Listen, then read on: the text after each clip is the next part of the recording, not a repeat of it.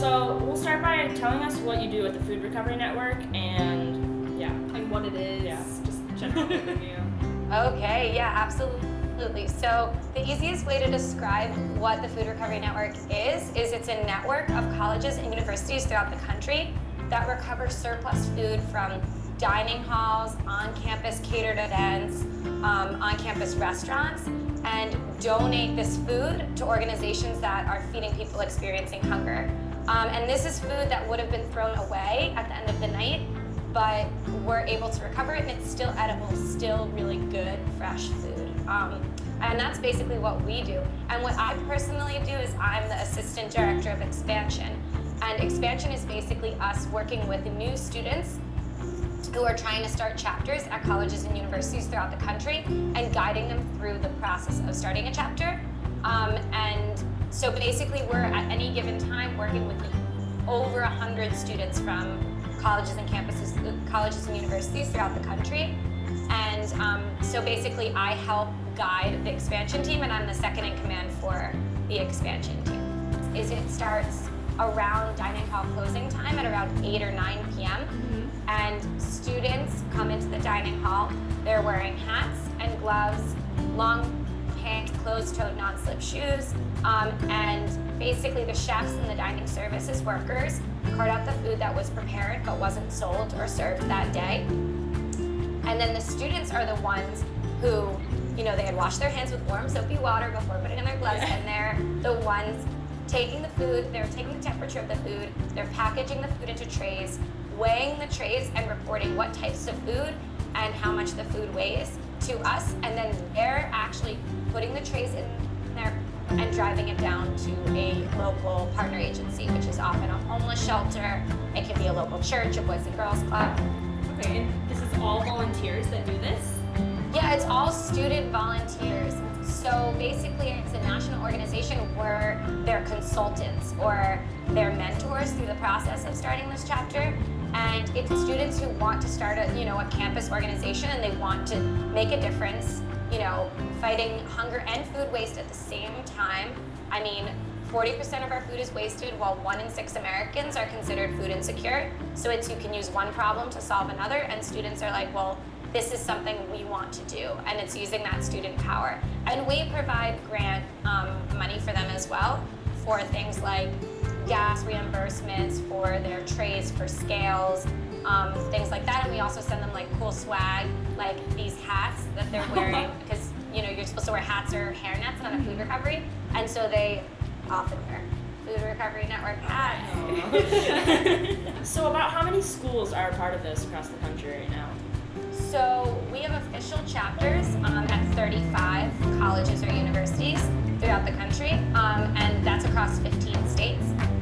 And we are working with students with at over 100 more colleges and universities to start chapters. But not all of them become chapters because students get really busy, or they get a little bit. It's sometimes hard to reach dining services and to access them. And so it's just that you have to be really persistent about it. We offer so much support, so we literally take them through every step of the way. They're assigned a new chapter coordinator, which is one of the members of our expansion team, and that new chapter coordinator will guide them from the process of, attending an info session, hearing about the steps of starting a chapter, through their basic 5 steps of starting a chapter, which is number 1, recruit a team.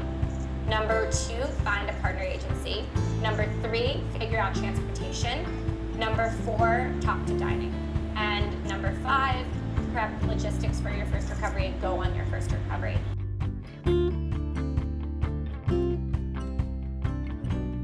Can you talk about why food waste is such a big problem, besides the obvious issue with hunger, what the risks are with food waste?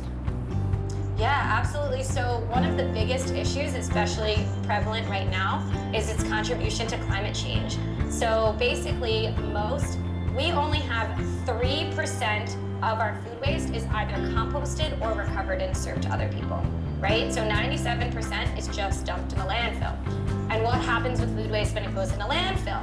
Well, basically, it doesn't have the opportunity to decompose aerobically or with oxygen as it does when food is composted.